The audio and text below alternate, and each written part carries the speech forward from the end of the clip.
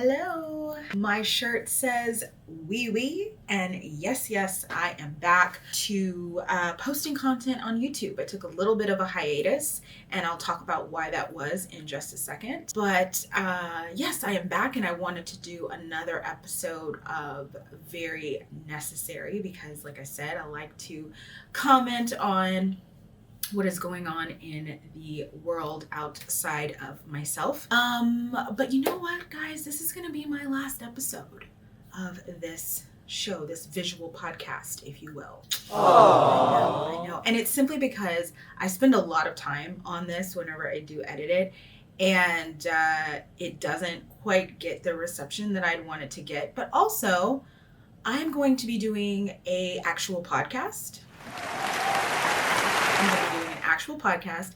And it's going to have a different format, but kind of the same feel, just talking about what's going on in the world at large and giving kind of my 2 cents on different things. And I am going to upload a visual version here to YouTube, so it's available, but I won't be going through all the rigmarole as far as, you know, adding like clips and different things. I'll probably add clips. It'll probably just end up being like twice the work, but that's fine. Basically, I'm going to start doing a podcast. I'm going to do it through Anchor. I've done a podcast with them before in the past. I actually last year for a little bit of time, I did a little podcast, and I've since deleted it from the platform and it's no longer available. But what I thought was interesting was I didn't promote it anywhere, and I had one episode that got like 500 downloads. So I think I understand, you know, what to do in that realm. So that is something I'm going to start. I will start that in October. Something else I'm going to start is a new channel. I like to talk about astrology. That is no secret. I bring it up in various videos. But what I notice is that I definitely have some people who are like, yeah, that's cool. Yeah, sure, talk about that. And some people are like, is she kidding? Is she serious? Shut up. So as a result, I kind of wanted to make a space for myself just to mark my interest in that subject and in a lot of other subjects. I think there's lots of different and fun ways that human beings have figured out how to categorize each other and explain certain things. So the new channel, I'll be talking about like astrology, numerology, enneagrams, different personality types. I will be breaking down and discussing and commenting on celebs and their choices based on their personality type. I'll be talking about romantic compatibility and relationship experiences, friendship experiences, work experiences, and how it relates to people's different personality types. It's really my favorite thing to do is to sit back and analyze why something is happening and to use sneaky little tools to do it. Yes, that is a channel that I will be coming out with also in October. And as you can see, I have done some thinking about my content and what I'd like to do here on YouTube in my little bit of time that I gave myself off. And I gave myself that time off because, you know, as of now, I've made about 46 videos, which is a lot of content. And there's a YouTube creator that I brought up before, and he says that really you should aim to make 100 videos. And he was saying that you should aim to make 100 videos when you first start off, just to try and see if you can get monetized. And I was maybe at like video 25 or something like that, or maybe video 21. And then I had the experience of having a viral video, and through that I was able to get my channel monetized. People often ask, you know, what are you doing now that you're not teaching anymore? Well, because my YouTube channel is monetized, this is something that I am doing in order to generate income until my next career opportunity sort of presents itself. And I want to say the way it all happened, me leaving my teaching job and then this channel happening for me, was very, it was very serendipitous, but it was also very on brand for me. So I just want to take a moment and tell a short little story about my life when it comes to career and job opportunities. You can call it a story, you can call it a testimony, whatever you want to do, but I may not have like a lot of money. I may not have a huge rock on my wedding finger, like weighing my hand down. I may not have the big family I thought I was going to have at this age of my life. But one thing I do have, and I have always had, is extreme fortune when it comes to finding new jobs and new opportunities. And I have never had to wait very long when it comes to a door opening when it's the door that's supposed to open. So let me make that clear. There are definitely jobs and careers that I want to try out that I've tried to knock down those doors and the doors haven't opened. But when it's the right door and I knock on it, it absolutely opens. And for me, for a long time, that was just education. I came into education, like I said in my video where I talked about leaving teaching, I was alternatively certified. I didn't have a master's degree. I didn't have hours in the classroom learning about the science behind education. I was a film student with an English minor who needed a job. And so I signed up and I took these classes and I got my first teaching job in a time where people were talking about, it's really hard and I go to all these fairs and I'm just not getting hired.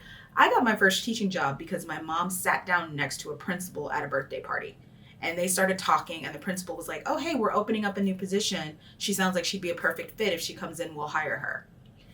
That was a trend that happened really with all of the jobs that I did in education. My second gig that I had after that first job, same thing. I went to a different district because I took a hiatus for medical and personal reasons. And when I got ready to teach again, I went to a different district. Same thing. I went to an interview and they said, oh, well, we're opening up a new position. We've never done anything like this before. We think you'd be a great fit. So I went in and worked at that job. I ended up leaving that school because I actually wasn't a great fit for that. Not because I couldn't do it, but because the job itself was very stressful. And I went to a different school, same thing. Hey, we're opening this up and we had a teacher that left. If you would come in, we would also allow you to do this and this. These are new programs. Would you mind working and developing these programs?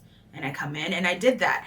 And that experience kind of culminated with my last teaching job that I had, where I had started an application a couple years before with the district out in California, and I had just kind of left it there. And they came and they contacted me about 2 years later, and they were like, hey, we've got your application here. Are you going to finish it? I said, sure, I'll finish it. And then a month after that, they said, hey, we saw your application there, and we're going to be doing interviews. And I was like, well, I'm in Texas. I'm not in LA. What can we do? Oh, we'll be in Austin. We'll be in Austin next week. Do you want to come and interview? Okay, sure. So I went to the interview. The guy was like, everything looks fine here. We'll get all your paperwork done, and we will make sure to put your application online. But a month later, my application went online. I remember it went live May 19th. May 23rd, I had my interview, and it was so funny. It was supposed to be a FaceTime interview, but nobody could figure out how to work FaceTime that was doing the interview. So they put the phone on a table, and I kid you not, when it was time for people to talk to me, they would peer into the phone. And so I would see the top of their heads, and if I wasn't seeing the top of their heads, I would just see the ceiling. But I was told, hey, we're starting a new technology magnet. We're looking for a teacher. You seem like you'd be a good fit. I seemed like I would be a good fit. 1,500 miles away, there were teachers on the campus that were passed over for this position. I didn't even have a full California credential at the time, but it was that same story happening again. We have a new program, we're opening it up, and that's just been kind of a general theme with me.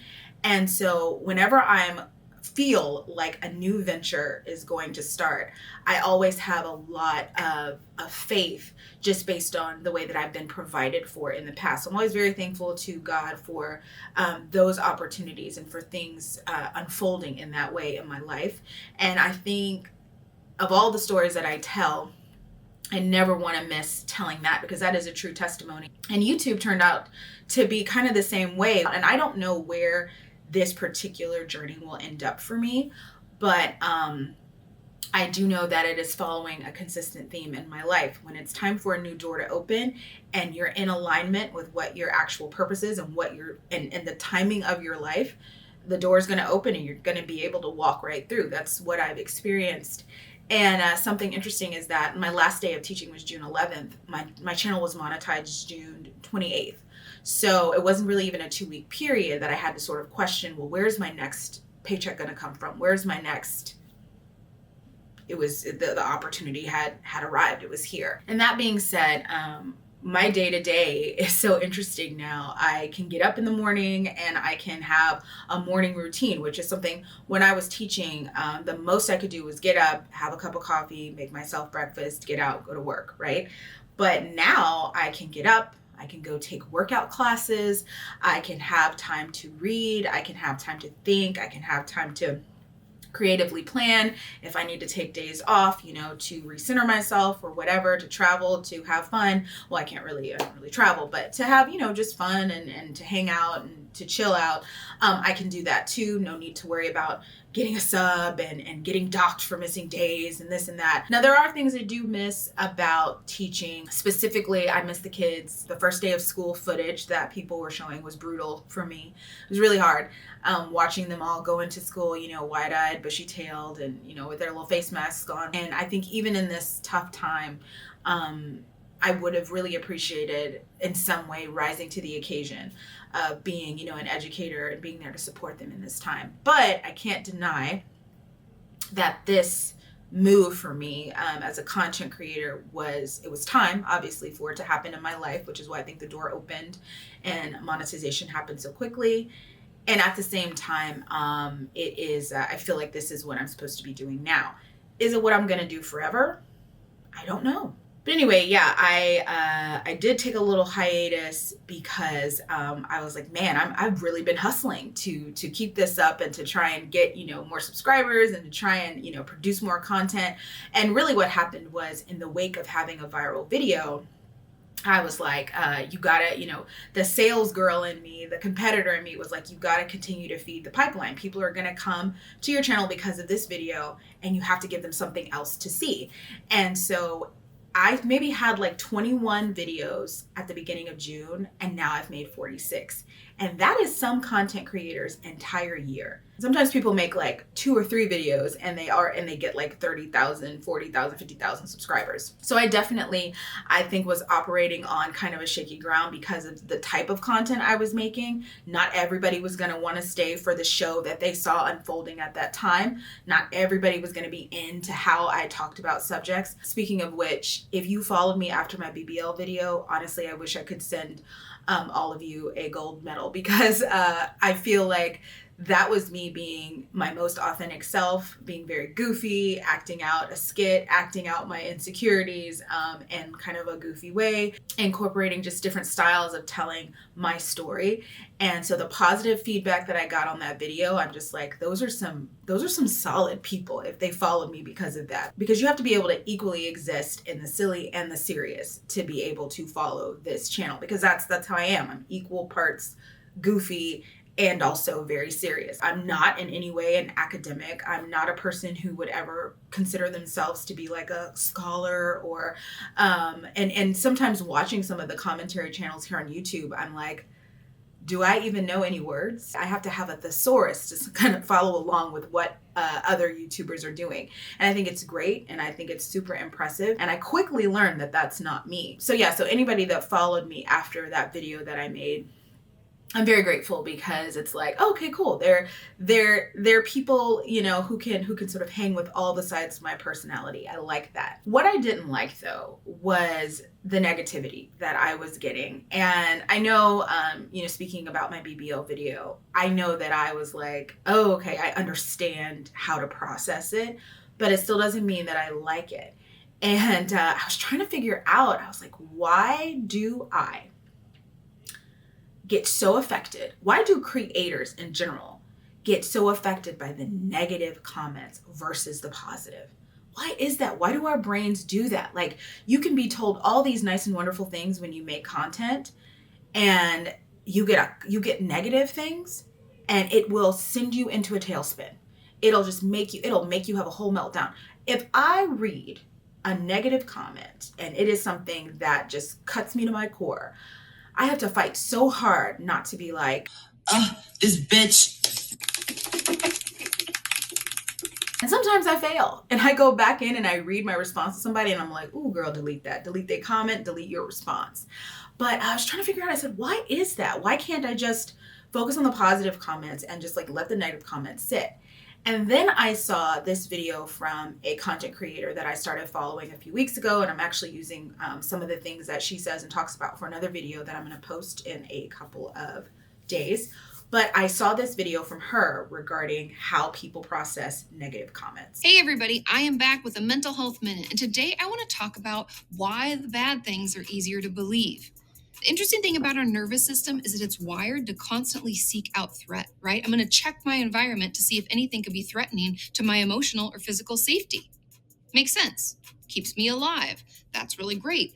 But with the invention of social media and other people that can be bullies in life, we can focus on those negative comments or that rude thing that one person said forever and struggle to see any positives. And yeah, absolutely. Like, it is that idea of someone's threatening me. And in my mind, it's like someone's threatening my safe space. I'm being creative here. I'm being vulnerable. Someone is coming in with a threat. Hey, you're not good enough. This is not important. We don't need to know this. You shouldn't have said that. And my brain is like, oh no, danger. And that makes me want to shut down. It makes me not want to create. So I had to really think to myself, well, is this still something you want to do then if that affects you that much? And I said, you know what? I'm going to have to figure out how to be better. And I think a lot of people, like, if you make content, that's a conversation you have to have with yourself. I need to be better at receiving certain types of feedback. I need to be better at it. And that is what I am going to resign to do. That being said, that is where I've been, why I took a hiatus, what my life since teaching has been like. And now let's get into the very, very last episode of Very Necessary.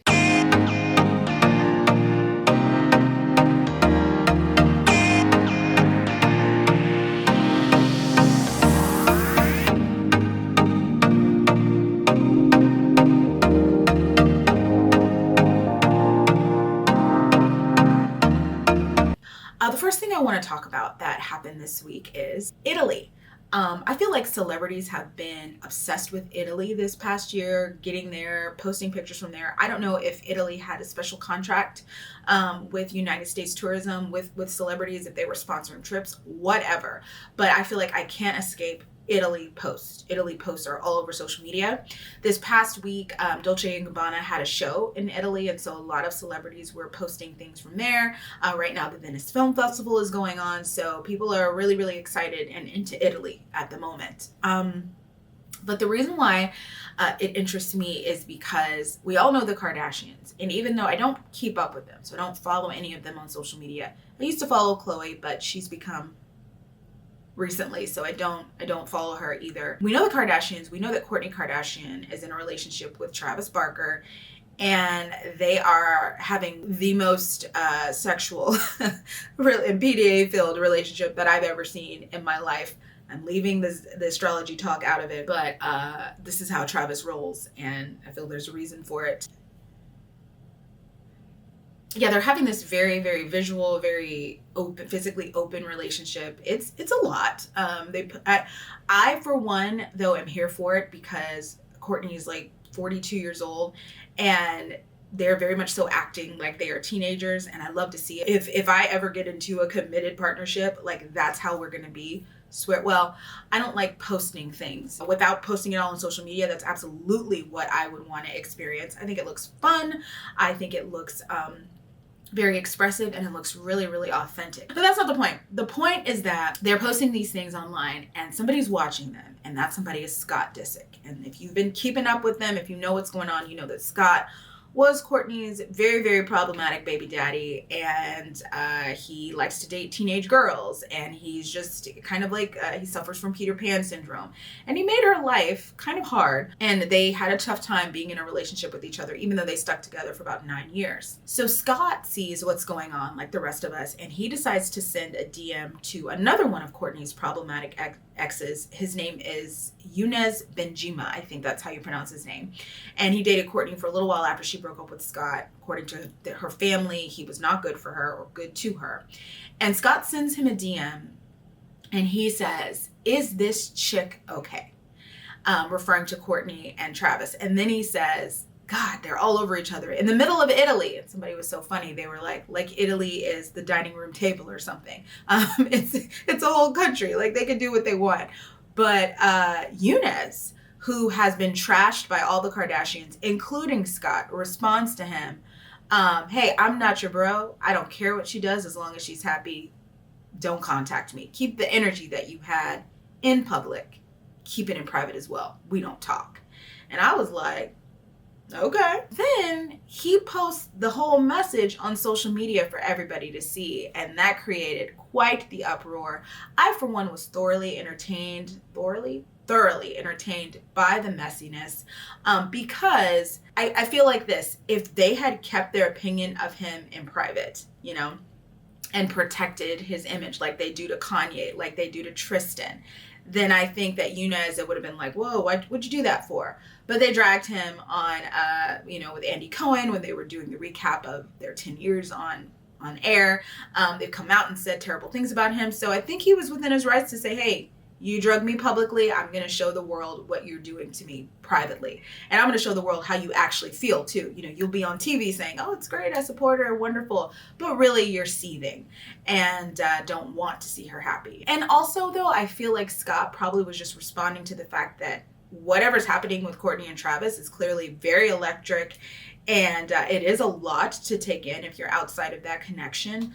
But he could have kept that to himself, and definitely don't communicate it with somebody who also dated the mother of your children. The next thing that happened this week, and it's kind of Kardashian adjacent. I don't know why I say kind of Kardashian adjacent. It is Kardashian adjacent. Kanye West released Donda. And of course, it is an album that's named after his mother.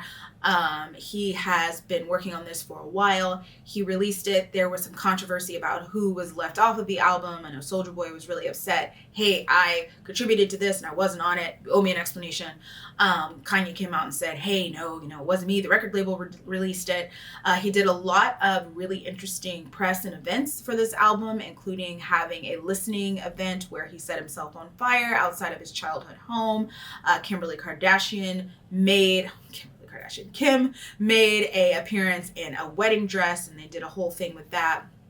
He also did a very Kanye thing and courted some extreme controversy by bringing out some really, really unfortunate people on stage with him. DaBaby and Marilyn Manson both recently have been accused of, a litany of things: homophobia, assault. Marilyn Manson is currently staring down tons and tons of allegations and lawsuits from women who claim that they were abused by him. So Kanye brings them out on stage with him. And it also comes out in the wake of all of this that in the album, he admits to cheating on Kim Kardashian. There's so much to unpack with all of this, but here's what I'm going to take away two things from this. The first thing is, I am a certain type of consumer. If I really don't like you as a person, I am not supporting you. And I supported Kanye for a long time. And these past few years, I can't support anymore with the things that have gone on and that have been said and things that he's done. So while I do think that he is a genius, and probably Donda is an amazing album, I really, it kind of makes my stomach ill to think about actually listening to it. I'm not a person who can separate the artist from their actions. And if someone does things that are very, very suspect to me and unfortunate, I can't, joyfully listen to their songs. Now, of course, if his music makes its way onto social media, if it makes its way onto TikTok and people are doing things with it, I'm going to hear it. But I'm not going to actively set out to listen to his music. Also, people brought up a really good point when it came to Kanye. He gets all this praise for Donda. He gets all this praise for the music that he produces. And he has also done some very, very unfortunate things, from questioning why Black people were enslaved. He has very interesting political ambitions. He said some very derogatory things. He's a character, but he's never been canceled. And a couple of years ago, when Donald Trump first got inaugurated, there was a Black singer named Chrisette Michele. I love Chrisette. She wrote one of my favorite love songs of all time called "Is This the Way Love Feels?"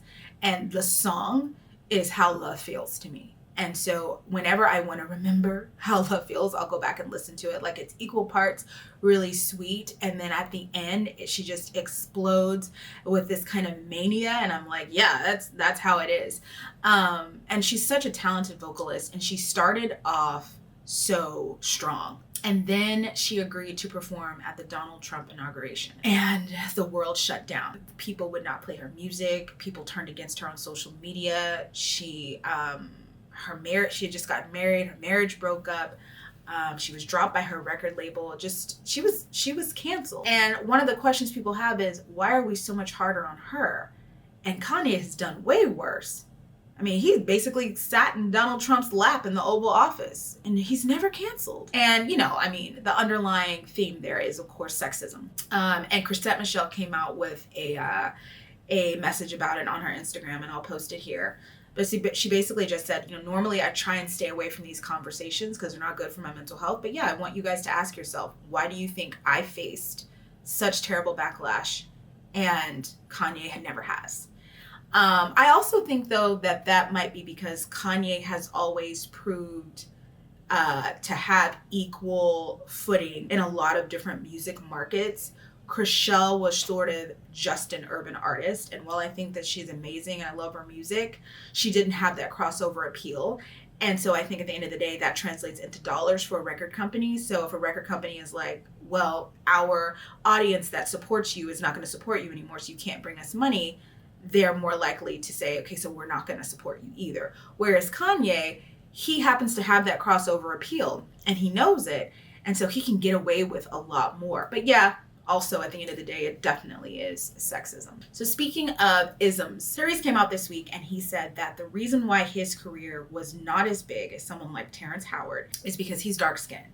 And Terrence Howard is light-skinned with green eyes. And I think this is so interesting because, in my opinion, it is the first time a man has come out and cried colorism. Black actresses will tell you, I'm discriminated against, I'm not given the opportunities because I am darker skinned. And then you have actresses who are lighter skinned like Tessa Thompson or Zendaya who have come out and said, I know I get more opportunities because I am lighter skinned, because I do look biracial, or I may be biracial, and it isn't fair, and it's my job to, you know, work in the industry and try and change these things from the inside out. That's basically what both of them have said. So when I saw Tyrese say this, part of my brain was like, he could be right, but I didn't fully yes and him. You know what I mean? I didn't fully support him. I didn't fully corroborate what he was saying.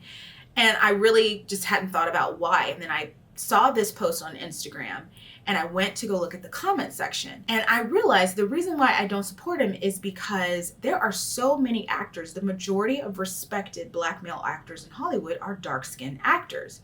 And a lot of times what dark-skinned women are told is that they come off as masculine because people perceive darker skin as more of a masculine trait, which is ridiculous, but that's what people think. And you know, you look at the actors that are popular. You've got, you know, Denzel Washington, the actor who recently won, I think it was Best Actor at the Oscars, Daniel Kaluuya, who to me, that right there, that one right there, when he won, there was a little video compilation that somebody made of him just doing stuff, and I watched it nonstop for like 2 hours. I'm very attracted to him. Very attracted to him. Anyway, a lot of times when Black male actors are hired, they're hired and they are very dark skinned, a rich, deep, dark tone, beautiful men. They're hired a lot. And then I thought about, do we have any light skinned Black male actors that are doing really well in Hollywood? And the only person that came to my mind was Shamar Moore at first, just because he's been around for so long. I also thought about Keegan-Michael Key, and I don't think that Jordan Peele qualifies as being extremely light skinned, but I thought about Keegan-Michael Key, and I think he's done really well because he has, you know, crossover appeal, and he has so many different talents. He could sing and he could dance, and he's obviously a hilarious comedian. So I think he's kind of out of the ordinary. But a lot of times when you think about light-skinned men, sometimes they're mocked for being, you know, really soft, and you know, there's that whole trend on social media where people are acting light-skinned. I know it on TikTok. There was how a dark-skinned person does it, how a light-skinned person does it. The youth like that sort of thing. I don't like it because I feel like it's inherently prejudicial and it's not a healthy way of thinking about people. But the youth laugh at it, and those videos tend to do very well. So when I read the comment section. I was like, that's it then. You have enough examples of dark-skinned men in Hollywood doing extremely well that I believe if I was Tyrese, I might sit back and be like, or is it because Terrence Howard was a better actor? And that's tough, right? That's a tough thing to do because we don't ever want to do that, and we don't do that with women. Can you imagine if a woman was like, oh, I'm darker skinned, so they didn't want me? And people were like, no, it's because she was a better actor. We don't do that with women because it isn't true. We can look at the types of women that are often casted. We can look at the types of people that, we can look at casting calls. I think a couple years ago, Straight Outta Compton put out a casting call that went viral because of the way that it described different women according to their skin color and how they would cast them in the movie based on their skin color. Like, we can just look at the hiring and casting practices in Hollywood and see that when it comes to issues of colorism, specifically when it comes to issues of colorism and how they affect Black women, darker skin is something that affects Black women more than it affects Black men. And so I think people were like, no, Tyrese may want to look at this again. Terrence Howard is an incredible actor. We have never seen Tyrese have the range. And also I think people were a little reticent to support him because he has been so wildly strange on social media, breaking down in tears, saying really unnecessary things, about himself, attacking other actors. He seems to be someone who has issues of insecurity and who probably should examine things. And I know it's a weird thing for me to say, you know, I made a whole video that went viral because people were like, she's insecure. But again, with that video, you can't deny that you could prove my claims. You could say, oh, okay, actually those things are true. Even if they're not true all the time, they are true some of the time. And so I think with Tyrese's situation, people were like, yes, colorism is a thing. It does affect people, whether you're a man or a woman. But in Hollywood, bro, the dark-skinned men have it. So keeping the trend of talking about things that are happening in Hollywood, Nene Leakes. And it's interesting, I don't watch Real Housewives of anything.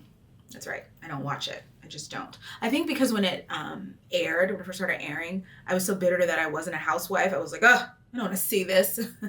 But I do keep up with them, like on social media. I do follow meme pages. Of course, like, you know, if you're on TikTok, the audio that comes from those shows, people will use it to be able to act out certain skits. Nene, I feel like, owns the TikTok audio when it comes to anything Real Housewives. You know her, this clip that everybody likes to do. Ooh, the ghetto. The ghetto. The ghetto. Yes. Kenya, if you got a dog in there, you better put it up. Good. What is this, honey? What's going on? Oh, Delvin, show me around. Ooh. Let me see. I was shocked, honey. I was in tears almost. And they had a white refrigerator. I was like, oh, not a white refrigerator. Girl, please put your shoes on. Let's go find you a home, honey. Ooh. So I know who she is, I'm very familiar. And in the 2010s, I feel like she had such a big media career, whether it was, you know, being on Real Housewives or doing shows with Ryan Murphy, doing just different things. But Greg died, her husband, and he died of colon cancer. He was 66 years old. He battled it for a while. He went into remission and then it came back. And yeah, it was very sad. My dad is 66. And so, you know, it was a sad thing to see, and it's sad to see that she's going through that. I loved all the different social media things that came out about him, even people that I viewed as being like Nene's nemesis, like Kim Zolciak or whatever. I liked the fact that she came out and said, hey, he's always been the voice of reason. He was such a good guy. So yeah, that was sad too. That was sad to see. Another sad thing that happened this week, and I'm just talking about this basically because it happened in the place where I live, like it hit me where I lived. There was a influencer, and her name was Mercedes Morr. I had no idea who she was until this week when she was found dead. Apparently she was being stalked, and the stalker found his way into her house. He followed her in through her garage, is what people think, and he took her life, and her father had to find her, which I think is just, whew. And when he came in the house, the man took his own life as well. And there are reports that he wasn't even, it's a gruesome and terrible story, but some of the backlash that happened after she died where people were pointing out how she made her money. She's a Fashion Nova model, she's a stripper, she did private parties, she was on OnlyFans. So everyone was kind of like, well, she deserved it. And Cardi B came out and defended her. And I'll tell you what, as much as I don't agree with some of the things Cardi B does and says, she's definitely a vigilant defender of women.